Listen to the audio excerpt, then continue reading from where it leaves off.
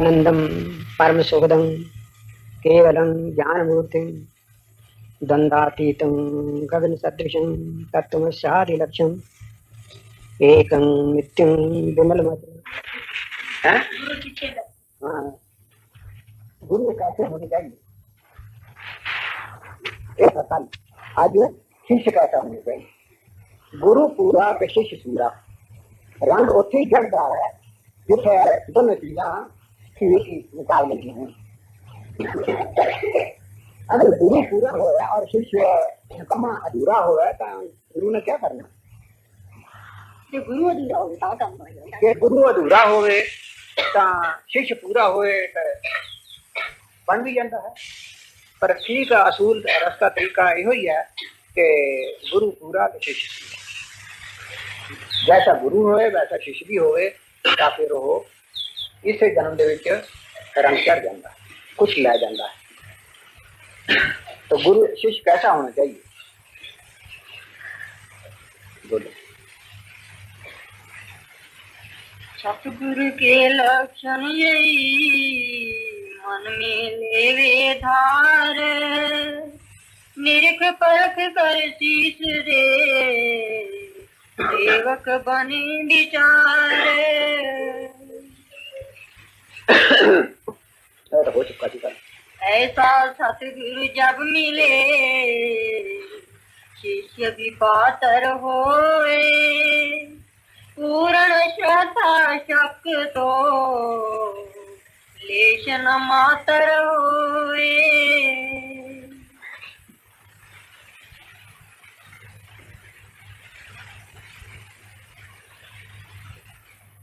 शिष्य के अंदर पूरी श्रद्धा और कोई शक शकूक उसके हृदय में ना हो।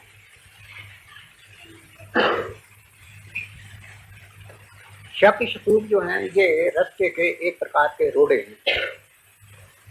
तो जो तो जन्म से ही श्रद्धावान है उसके अंदर तो शक शकूक होने ही क्या है।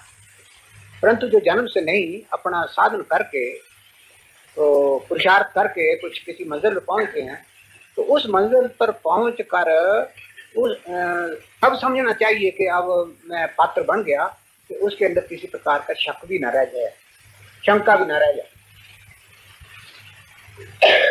श्रद्धा हो और कोई शंका दिल में ना हो।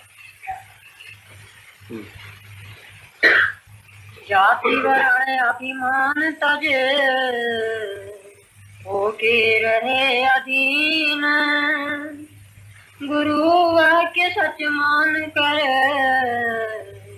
सदा रहे लिवलीन।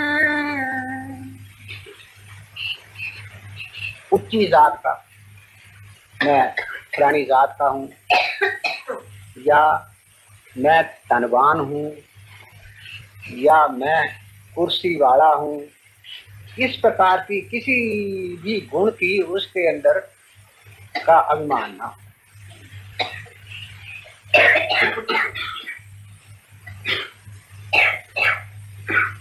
गुरु वाक्य सच मानकर सदा रहे। मंत्र मूल गुरु वाक्य शिष्य के लिए गुरु मंत्र क्या है। सदगुरु के जो वचन हैं वही उसके लिए मंत्र। भाई बेला गुरु साहबों की सेवा किया करता था और उसको सेवा मिली थी घोड़ों की सेवा करने की। उनको घास डालना चीज उठानी बस यही उसकी सेवा थी। तो बड़ा घोड़ा पाला जट सी। एक दिन गुरु साहब ने कहा कि भाई देख तू पढ़ा हुआ कुछ है नहीं ज्यादा समझ भी नहीं आती पर तू इस तरह किया कर कि ये जो हमारा ग्रंथी है ना इससे एक कोई तुक ले जाया कर और उसको रटता रहा था और फिर आकर के शाम को सुनाया था। काम भी किया और उसको भी स्मरण किया। जी बहुत अच्छा। तो यही उसका काम घोड़ों के लिए बाहर से काट लाना लीड उठाना, उनकी पूरी सेवा करना, और जिस वक्त जाना तो उनके पाठी से कोई तुक ले जानी याद करने के लिए, उसी को रटते रहना। तो एक दिन ऐसा हुआ कि वो जो पाठी था उस दिन कहीं वहां मौजूद नहीं था, तो उसने जाना था घास के लिए। उसने कहा गुरुजी ने जो कहा था कि उसे ले जाया करना, अब क्या करूं। उसने समझा गुरुजी जहां ही हैं उन्हीं से पूछ लेता हूं। गुरुजी जा रहे थे, घोड़े पर चढ़ने के लिए तैयार थे, तो उनका महाराज को तुक दे जाओ मैंने। तो कहते वाह भाई बेला, वक्त ना पछाणिया बेला, मैं तो जा रहा उधर नूं, तो इसलिए मैं तेन तुक दसा। ये तो उन्होंने मतलब सी, वाह भाई बेला, वक्त ना पछाणिया बेला। तो उसने समझा कि गुरु साहब ने यही तुक दिया मेरे को याद करने के लिए। बस घास के लिए चला गया और यही रटता रहा। शाम को जब आया तो यही रट रहा था। तो उसने पाठी ने सुना कि ये तो कुछ उल्टा नहीं बक रहा है, तो उसको पूछा। वो जो पाठी था वो आकर के गुरु जी से कहने लगा कि महाराज आपको तुक दे गए थे ना, मेरे तो कोई याद नहीं, मैं तो कुछ नहीं किया है इसको। अगर वो तो जी जप रहा बड़े प्रेम से, क्या जप रहा है, वाह भाई बेला, वक्त ना पछाणिया बेला। गुरु जी बड़े खुश हुए, उसका बुलाओ। बुलाया, पूछा कि भाई आज कौन सी तुक याद की है तूने। महाराज आप तो दे गए थे वही याद की है, क्या सुनाओ कि वाह भाई बेला, वक्त ना पछाणिया बेला। उसी वक्त भगत में लिया और दिव्य नेत्र जरा खोल दिया। जे तै वक्त बेला नहीं पछाणिया तो हुण सानू भी वक्त बेला देखने की जरूरत नहीं, उस वेले निहाल कर दिता। यह है श्रद्धा का फल। जिन्होंने गुरु के वचन के ऊपर श्रद्धा है उन्होंने फिर क्या करना बाकी रह जाता। तो इस तरह की श्रद्धा जी है वो पैदा करनी है। ये ना बुद्धि नाल होगी, ना ग्रंथों के पढ़ने नाल होगी, ना विचार नाल होगी। इसके लिए तो कुछ करना पड़ेगा, पुरुषार्थ विशेष। जब तक अंतःकरण शुद्ध नहीं हो जाता इस किस्म की श्रद्धा हृदय में नहीं बैठ। फिर अपने गुरु वाक्य सच स्नान कर। अच्छा फिर गुरु वाक्य ये तो हो गया ना। ओके, गुरु सेवा मन से करे, चित्त न कभी चुराए, अपनी बुद्ध को परे रख, गुरु का वचन कमाए। गुरु की सेवा तन मन से करे, ये अंतःकरण को शुद्ध करने का तरीका। चित्त न कभी चुराए, काम दा कमचोर ना हो, जो काम करे दिल लगा के करे, अपनी बुद्धि को करे रख कर गुरु का वचन कमाए। और फिर जो गुरु ने कहा उसके ऊपर विचार करने की जरूरत नहीं, अपने मन उहदे पर दखल देने की जरूरत नहीं। जो कहा है उसनू ज्यों का त्यों मन्ने। अगर के ये है बहुत मुश्किल, लेकिन करते करते हो ही जाता। गुरु नानक देव ने अपने शिष्य को रात के करीबन 12 बजे कहा कि भाई देखो बाहर धूप चढ़ी हुई है, तुम अभी सोए हुए, जाओ जाकर के कपड़े साफ कर लो दरिया से। हाँ महाराज अभी जाता हूं। ठीक है, दिन तो बहुत चढ़ गया। जाकर के बाद दरिया में कपड़े धोए रात को ही और सुखाए, और सुखा करके दिन चढ़ने से पहले ले आए। लो महाराज कपड़े ले आए।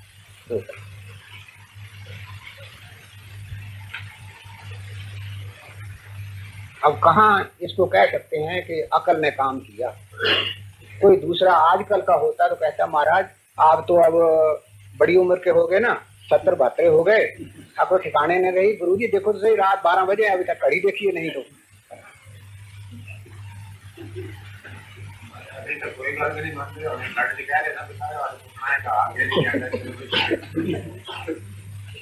तो इस तरह करके अपने मन को मारना कितना कठिन है। परंतु किया क्या जाए, बिना मारे छुटकारा भी नहीं। अपनी अकल को छोड़कर गुरु की अकल को लेना। आप छोड़ गुर माही समाओ, जिसने अपना इष्ट समझा है उसने विच समाना है। अलादा अलादा करने वाली चीज कौन सी है? ए मन कहो या बुद्धि कहो, इसी ने तो जुदा कर रखा है। ए अगर पर्दा बीच में से निकल गया, दो मन एक हो गए तो एक मन हो गया। यह एकाग्र करना है। इस मार्ग पर चलना है तो जान बूझ जड़ हो रहो, जान बूझ के अखा देख रहे हो इस रास्ते, अन्य होना पड़ेगा। इस तरह मन नहीं मरता।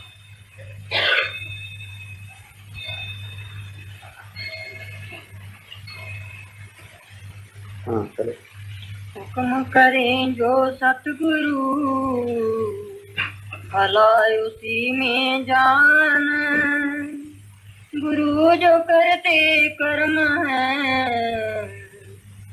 ईश्वर इच्छा मान।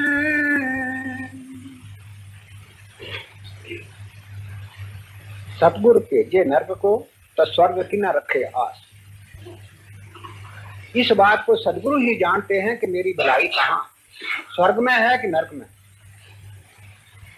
तो ऐसा विचार करके उनकी रजा में दखल न दे। क्यों ना दे? इस वास्ते कि उनकी जो भी हरकत है, उनकी जो भी बात है, उनका जो भी कर्म है वो ईश्वर का कर्म है।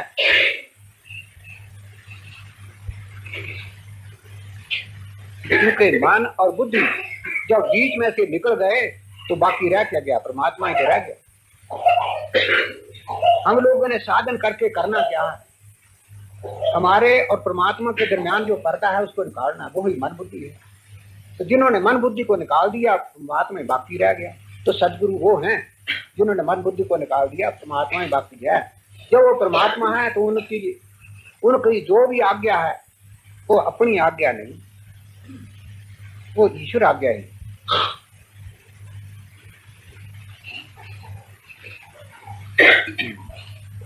गुरुपुरा जब मिल गयो, पायो ढूंढ अनंत। कृष्ण रूप धारण करें, गुरु आपे भगवंत। कृष्ण रूप धारण करें, गुरु आपे भगवंत। जब पूरे गुरु मिल गए तो समझ लो फिर जो सदगुरु रूप है वही भगवान उन्हीं का रूप धारण करके जीव का कल्याण करने के लिए आ गए।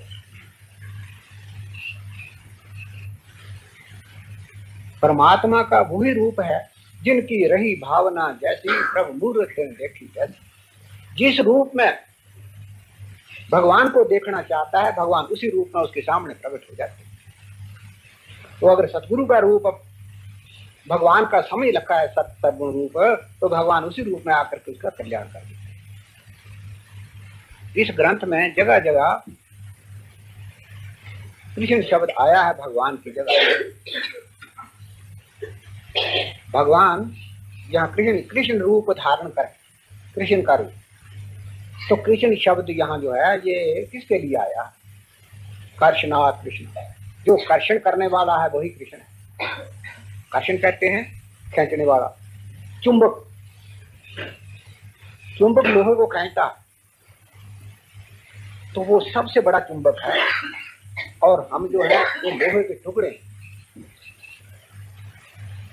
तो इन सब को खींच करके उसने अपने हाथ में रखा हुआ, इस करके उसका नाम कृष्ण है। उस परमात्मा का एक नाम कृष्ण है जिसने संपूर्ण लोक लोकांतरों को कर्षण करके रखा हुआ और आकाश में चक्कर लगा रहा है। अडोल कोई चीज नहीं स्थिर होती, लेकिन ये आकाश में अडोल चक्कर काट है। किसने खींच के रखा है? सबसे परे जो सबको खींचने वाला है उसने खींच के रखा। जिस वक्त हर एक जीव के अंदर जो है छोटा छोटा मैग्नेट है, चुंबक है सबके अंदर, और ये सबको खींचता फिरता है। लेकिन जिस वक्त वो कर्षण चुंबक इस शरीर से निकल जाता है तो बस किसी का भी उसमें वो लगाव नहीं रहता। अब तो इसको ले जाओ जिला दो, कर्षण करने वाला जो नहीं रहा।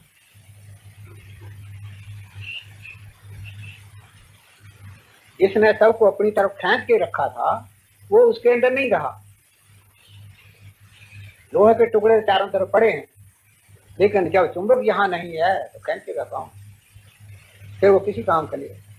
तो ये तो छोटे के बीच एक छोटा सा चुंबक है और परमात्मा सबसे बड़ा चुंबक है। इस बात से उसको कृष्ण का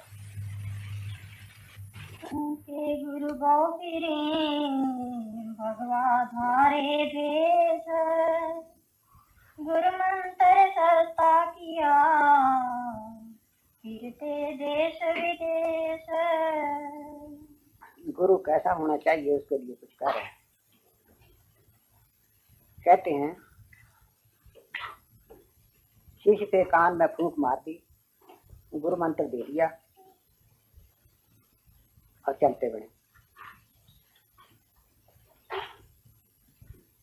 तो कहते हैं ये रास्ता अख्तियार करना कितना आसान है। घर से निकले, रेलवे बस धारण किए, सिर साफ किया, सिर के ऊपर जटाएं रख ली, भीख मांगते फिरते फिरे और लोगों को उपदेश दिया। तो इस तरह जो लोग जिन्होंने अपनी जीविका चला रखी है, इस तरह का जो उपदेश करते हैं, ये एक बड़ा सस्ता सौदा है। लेने वालों को भी सस्ता और देने वालों को भी सस्ता। हाँ, गली गली कूचे फिरे, घर घर कंठी देत, नाम हरि का बेचते, भेंट चलो से लेत। इस तरह बाजारों में भी और गांव में भी बहुत आदमी फिरते हैं, कंठी लेकर के गले में डाल देते हैं, कान में फूंक मार देते हैं, तो मेरा शिष्य और मैं तेरा गुरु। अपनी भेंट ले ली, साल 6 महीने के बाद फिर आए, उराही करके चले गए। कितना सस्ता सौदा है। इतना सस्ता नाम तो होवे कच्चा कांच, मूर्ख मन समझे नहीं, करते नहीं जांच। तो कहते हैं नाम इतना सस्ता नहीं। ये कांच का टुकड़ा है, इसे टूटते देर नहीं लगी, जरा हाथ से छूटा टुकड़े टुकड़े हो गए। ये धोखे का सौदा है। हीरा हर का नाम है, परखे बिरला कोए, राखे हृदय मानिदर, अंदर चानन होए। तो कहते हैं परमात्मा का जो नाम है वो बड़ी कीमती वस्तु है। ये ऐसी कीमती वस्तु है कि अगर कोई आदमी इसको छुपा करके अपने हृदय में रखे तो इससे अंदर और बाहर प्रकाश हो जाता है। हीरे का स्वभाव क्या है? अंधेरे घर में रखो तो वो रोशन हो जाएगा। तो इस हीरे को,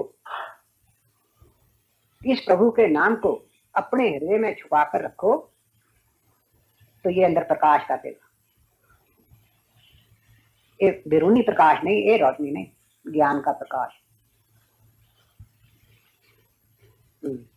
सतगुरु सोई जानिए, जो देवी साचा नाम, जिसका धन लेवे नहीं, सदा रहे निष्काम। जो सच्चे सदगुरु हैं वो अपने कमाए हुए नाम की एक कणी दे करके शिष्य का कल्याण कर देते हैं। कमाए हुए नाम में और सुने हुए नाम में जमीन आसमान का अंतर है। सांप का मंत्र किताबों में लिखा हुआ, उसको पढ़ करके किसी का जहर उतारना चाहोगे तो नहीं उतरेगा, लेकिन अगर किसी ने उस मंत्र की सिद्धि कर ली है तो फिर जिसके ऊपर भी करेगा उसका जहर कोई वजह कि ना उतरे। अनेकों ऐसे हैं जो मंत्र पढ़ करके सांप का जहर उतार देते हैं। ये आप लोगों का तजुर्बा अनुभव है ही, परंतु उन्होंने सिद्धि की हुई है। इसी तरह ये नाम की भी सिद्धि ही है। जिन महापुरुषों ने खुद नाम जप करके उस नाम को अपने अंदर प्रकट कर लिया, वो ही नाम जिस किसी को देते हैं हृदय से, उसके अंदर भी वो नाम काम करने लग जाता है। ये है सच्चा नाम जो कमाई किया हुआ है, जो शिष्य को देते हैं। गुरु से सिर्फ सुन रखा है, उसको चेतन नहीं किया, दूसरों को देता फिरेगा तो उससे क्या होगा? कुछ नहीं होगा।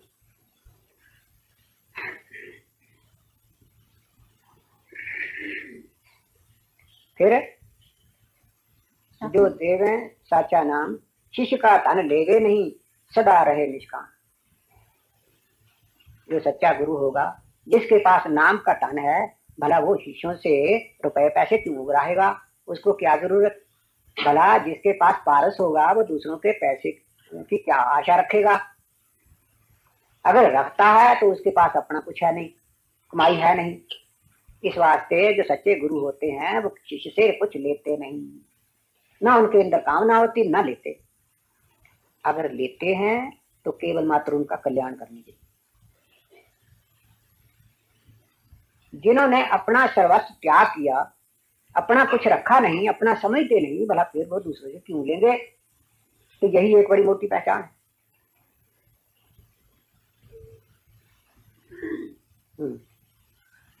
सतगुरु साचा जानिए, डंके चोट लगाए और भेंट मांगे नहीं, देवो शीश चढ़ाए।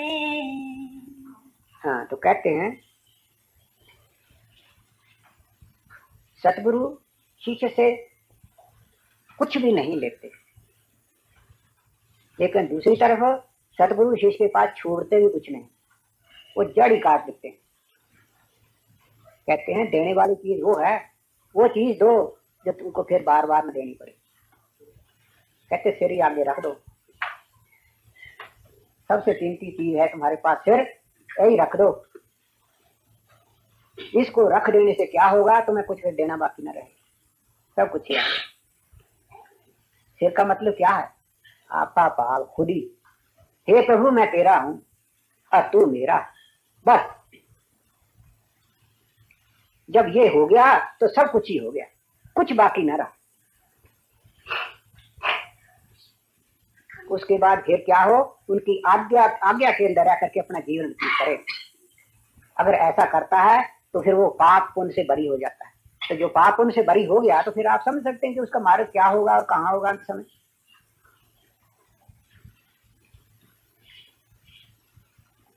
शिष्य बन करके गुरु से उपदेश लेकर फिर वो दाहिने बाएं ना हो। अगर दाहिने बाएं होता है तो फिर जो उसने भेंट दी थी शुरू में वो समझ जाएगा उसने कपट किया है।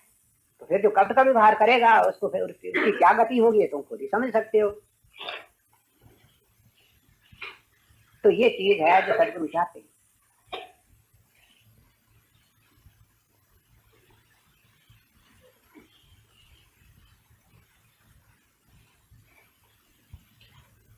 हाँ आगे। ऐसा सतगुरु धारिए, जीवत देवे मार, जन्म जन्म की वासना फल में देवे जार। तो ऐसे सदगुरु होने चाहिए, ऐसे सदगुरु हो जो ये सीख लें शिष्य से, क्या? जीवित देवे मार।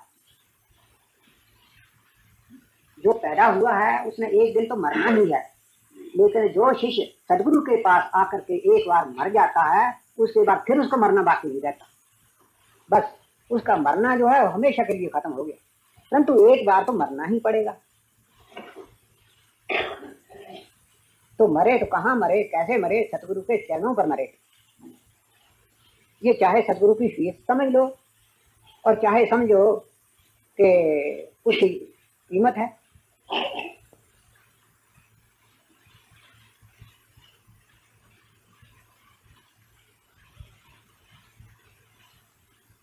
तो मेरे विचार में ये मरना अच्छा है, 1000 दर्जे बनना अच्छा है, क्योंकि बार बार जो मरना है वो तो खत्म हो जाए।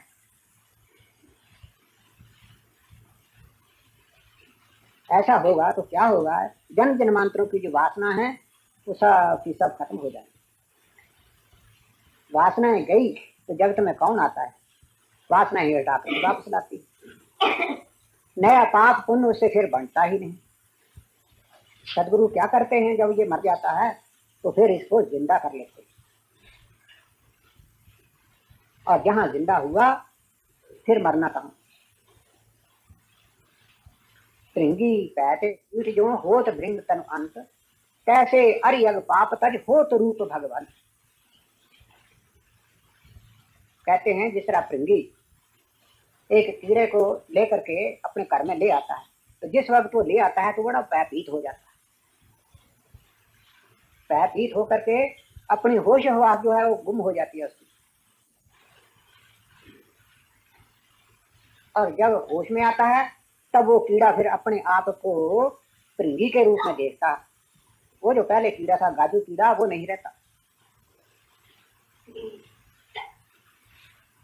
ये तो एक उदाहरण देकर के समझाया है। इसी तरह जो शिष्य सदगुरु की आज्ञा अनुसार भगवान के नाम का स्मरण और ध्यान करता हुआ भगवान में तन्मय हो जाता है, उसमें डूब जाता है, दूसरे लफ्जों में समाधि अवस्था में चला जाता है, तो उसके बाद जब होश में आता है, वो समाधि से उत्थान होता है, तब उसके सारे के सारे पाप ताप जो है वो प्रभु में धुल जाते हैं। जिस तरह आदमी चिक्कड़ मैल भरा हुआ हो और तालाब में गोता लगा दे, तो जिस वक्त बाहर आएगा तो पानी ने काम है धो देना, वो सारा धुल जाता है। इसी तरह प्रभु में डूब करके जब समाधि से बाहर आता है तब क्या होता है, वो प्रभु रूप होता है। समाधि से उठने पर सारे पाप ताप धुल जाते हैं और प्रभु के रूप में रंगा जाता है। उसी को कहते हैं महात्मा, महान आत्मा। जो पहले अपने आप को छोटे से शरीर के अंदर महदूद समझता था, मैं आत्मा हूँ, अब आत्मा नहीं, मैं महात्मा, महान आत्मा, जो सबके अंदर भरपूर हो रहा, प्रभु के रूप में बदल जाता। तो ये तभी होगा जब उस भृंगी के पास जैसे कीड़े की हालत हुई थी, इसी तरह अपने आपको जा करके उनके चरणों में अपने आप को समर्पित कर दे, तो सारे पाप ताप तो फिर धो ही जाएंगे, फिर रह कहाँ सकते हैं। जिस चीज को पाप ताप लगते हैं वो तो चीज ही नहीं रहती।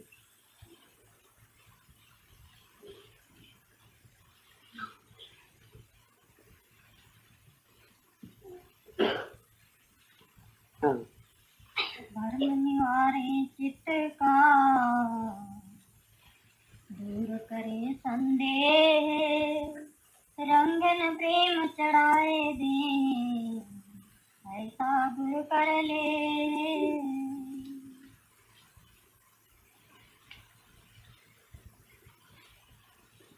प्रभु में डूब जाने पर जो जो भ्रांति है, मतलब अविद्या है, वो सारी की सारी दूर हो जाती। भला सूरज के पास जाने पर अंधेरा कहाँ रहता है, तो अविद्या का पर्दा दूर होने पर अज्ञान नहीं रहता, ज्ञान का प्रकाश हो जाता है, सारे धर्म जो है वो नष्ट हो जाते हैं। प्रभु के प्रेम में रंग करके प्रभु का रूप हो जाता है। तो कहते हैं इस तरह का गुरु धारण करना चाहिए जो ऐसा कर दे। सतगुरु के लक्षण यही मन में ले धार, निरख परख कर शीश दे सेवक बने विचार। ये है सतगुरु के लक्षण। ऐसे सतगुरु मिल जाएं तो फिर अपना अहोभाग्य समझना चाहिए। जो लक्षण कहे हैं ये मिल जाएं तो फिर उनसे सौदा कर लेना चाहिए। सौदा काहे का, अपने पास चीज क्या है, क्या देने को, कहते यही चीज, यही जो आपा भाव है, यही जो खुदी है, ये उनके हवाले कर दे, बरी हो जाओ। हाँ, ऐसा सतगुरु जब मिले शिष्य भी पातर होए, पूर्ण श्रद्धा शक्त तो विवेश न मातर होए। तो ये तो सदगुरु के बारे में कहा है। अब कहते हैं दूसरी तरफ शिष्य जो है ये भी तो वैसा ही होना चाहिए। शिष्य शिष्य में बड़ा अंतर होता है। कई तरह के शिष्य होते हैं, परंतु जैसा अधिकारी इस वस्तु को लेने के लिए शिष्य होना चाहिए वो कैसा होना चाहिए वो आगे बताते हैं। ऐसा सतगुरु जब ले शिष्य भी पात्र होए, पूर्ण श्रद्धा शक तो लेश न मात्र होए।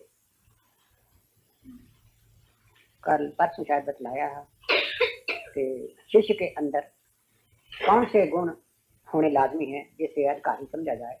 तो पहली चीज जो थी, पहली शर्त थी वो जबरदस्त श्रद्धा, पूर्ण श्रद्धा। तो ये जो श्रद्धा है ये दो प्रकार से ही उत्पन्न होती है। एक तो ये प्राकृतिक स्वभाव से ही जन्म जन्मांतरों की के पुण्य कर्म हो, इस तरह की लगन हो तो फिर अनेकों के अंदर होती है। लेकिन उस वक्त ऐसी जो श्रद्धा है उसको कहते हैं अंधश्रद्धा, वो भी बड़ी अच्छी है। अगर किसी के अंदर वो श्रद्धा भी हो, अंधश्रद्धा भी हो तो बड़ी अच्छी अनेकों के अंदर होती है। लेकिन उस वक्त ऐसी जो श्रद्धा है उसको कहते हैं अंधश्रद्धा, वो भी बड़ी अच्छी है। अगर किसी के अंदर वो श्रद्धा भी हो, अंधश्रद्धा भी हो तो बड़ी अच्छी बात है, फिर तप्पे गप्पे लगे। लेकिन अगर कहीं महात्मा अच्छे मिल जाएं तो वो ही अंधश्रद्धा उसको ज्ञान के प्रकाश में ले आती है। दूसरी है वो श्रद्धा जो विवेक से उत्पन्न होती है। संतों की संगत में जाए, ग्रंथों का अवलोकन करे और फिर उसको सत्य असत्य का बोध हो जाए तो फिर उसके अंदर जो सच्ची श्रद्धा है वो पैदा हो जाती है। तो यही श्रद्धा है जो विवेक से उत्पन्न हो, वो अच्छी है, वो स्थायी होती है।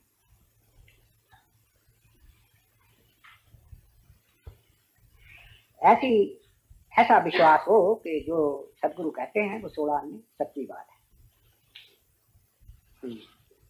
जाति वर्ण अभिमान तज होके रहे अधीन, गुरु वाक्य सत्य मान कर सदा रहे लेवलीन। शिष्य के अंदर जाति वर्ण आदि का कोई पेन पेज ना हो, आजरी और नम्रता उसके हृदय में हो। क्योंकि जाति का अभिमान हो, मैं ब्राह्मण हूँ, उच्च दर्जे का हूँ, मैं विद्वान हूँ, मैं ये हूँ, मैं वो हूँ इत्यादि का अभिमान होगा तो सदगुरु के जो वचन हैं वो उसके ऊपर काम नहीं कर सकेंगे। गुरु वाक्य सच मानकर सदा रहे लीजिए। गुरु की तरफ से जो आज्ञा मिले उसको अंधविश्वास बन करके सच समझ करके उसके ऊपर चलने की कोशिश करें। गुरु सेवा मन से करे, चेतना कभी चुराए, अपनी बुद्ध को परे रख, गुरु का वचन कमाए। तो कहते हैं गुरु की सेवा दिल लगा करके करे, कभी दिल न चुराए उससे, अपनी बुद्धि को परे रख, गुरु का वचन कमाए। जब गुरु की तरफ से आज्ञा हो तो चाहे उसको कैसा भी अच्छी बुरी कैसी भी बात उसको आज्ञा मिले, बिल्कुल अंधा बन करके उसको पूरा करने की कोशिश करेगा। गुरु नानक देव जी ने जब गद्दी अपने शिष्य को देनी थी तो उनके शिष्य बहुत सारे थे, तो उनमें से छांट करनी थी कि अब किसको गद्दी दी जाए। तो गुरुदेव तो जानते ही थे सब कुछ, किसको देनी है और क्या करना है, लेकिन दूसरों का जो इतराज था उसको भी ठीक करना था, क्योंकि दूसरे कहते थे हम भी तो कम नहीं है। तब एक दिन उन्होंने एक लीला की, क्या दरिया के किनारे पर चले गए, जाकर के एक मुर्दा बड़ा सड़ा हुआ दरिया में बहता जा रहा, तो शिष्य भी सारे साथ थे। उनको कहा भाई ये जो वो मुर्दे को दिखाकर इशारा करके कहने लगे कि भाई इसको कौन खाएगा। तो उन्होंने समझा कि गुरुदेव अब हमें कोई न ऐसी शायद आज्ञा लगा देंगे, इसको खाओ या क्या करो। वो सब मुंह के ऊपर कपड़ा लेकर पीछे हट रहे। तो सबसे आगे बढ़ करके पाई जो लेना था वो आगे हुआ, महाराज हुक्म करो कहाँ से खाना है। कहने कहाँ से खाना है, जहां से मर्जी हो। एकदम उस सड़े हुए मुर्दे को चट से मुंह मारा। जिस वक्त उसने मुंह मारा वो सारे का सारा जो था हलवा बन गया।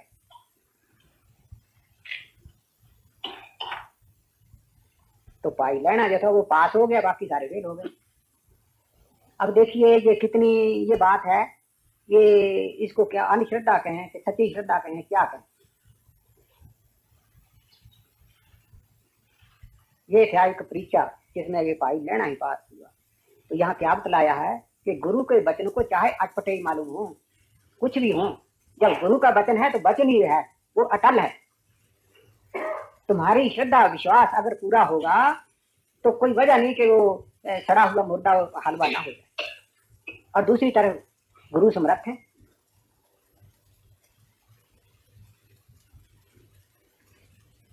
तो गुरु के ऊपर विश्वास हो तो इस किस्म का हो।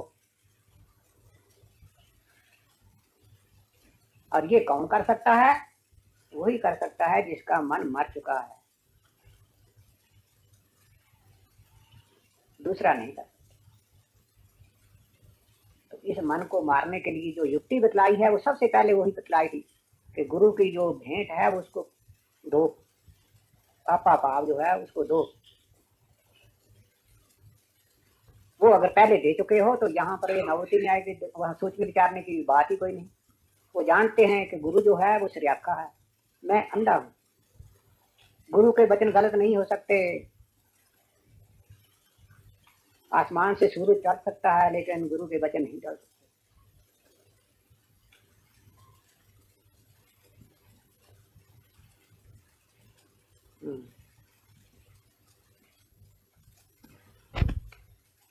हुक्म करें जो सतगुरु भला उसी में जान, गुरु जो करते कर्म है ईश्वर इच्छा मान।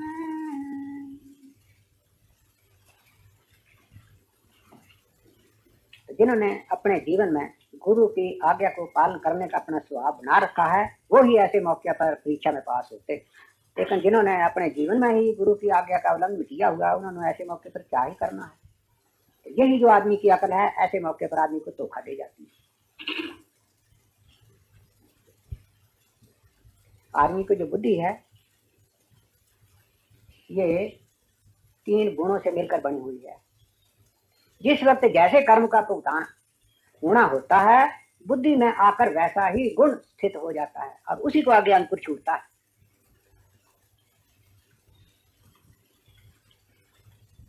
इस बात से कहा जाता है कि बुद्धि को शुद्ध करो ताकि दूसरे गुण, रजोगुण या तमोगुण उस मौके पर वहां न आ सकें।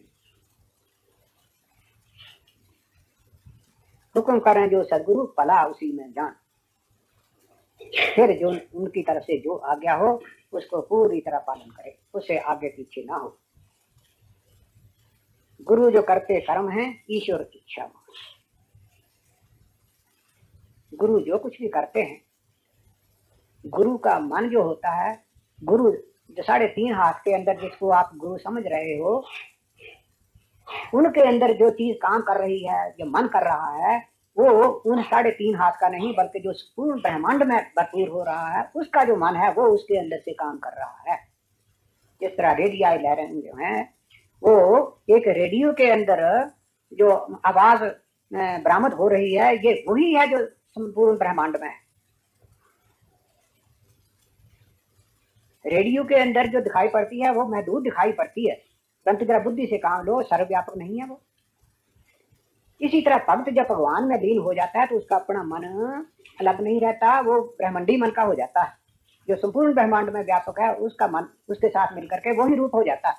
इस वास्ते गुरु के अंदर से जो इच्छा उत्पन्न होती है वो उसकी अपनी नहीं होती। अपनी का मतलब 3.5 हाथ के अंदर जो था उसकी नहीं, सर्वव्यापी की होती है। तो सर्वव्यापी जो है वो सब कुछ जानता है, सर्वव्यापी भी है, सर्वज्ञ भी है। तो फिर जो वो करते हैं वो ठीक ही करते हैं। गुरु पूरा जब मिल गयो पायो ढूंढ अनंत, कृष्ण रूप धारण करें गुरु आपे भगवंत।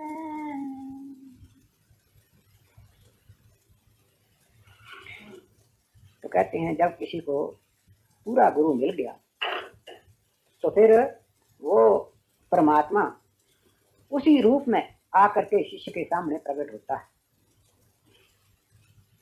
वो परमात्मा जिस रूप का आप ध्यान करते हैं, परमात्मा उसी रूप में आकर के उसके सामने प्रकट हो जाता है परमात्मा। लेकिन उस सर्वव्यापी परमात्मा को इसके अंदर देखने वाली आंख नहीं होती, इस वास्ते वो सरगुण रूप धार करके, छोटा सा रूप धार करके उसके सामने आ जाता है। उसको गुरु कहो चाहे परमात्मा कहो। हाँ हाँ, भावनानुसार। अब आप लोग जाओगे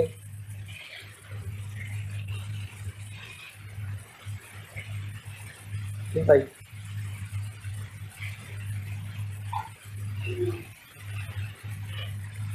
अब आप लोग जाओगे, जाना कि नहीं?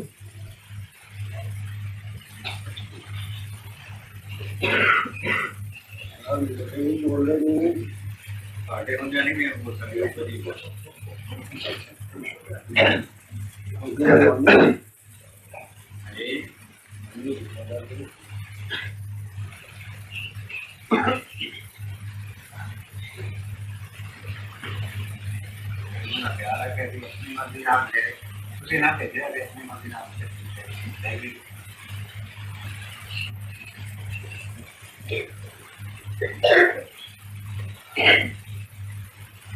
चलो अच्छा, जहाँ जहाँ जिस किसी का दाना पानी है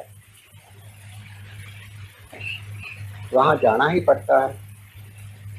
कहीं भी चले जाओ, सब जगह भगवान है, वही रक्षक हैं, वही संभाल करने वाले हैं, उस प्रभु को नहीं।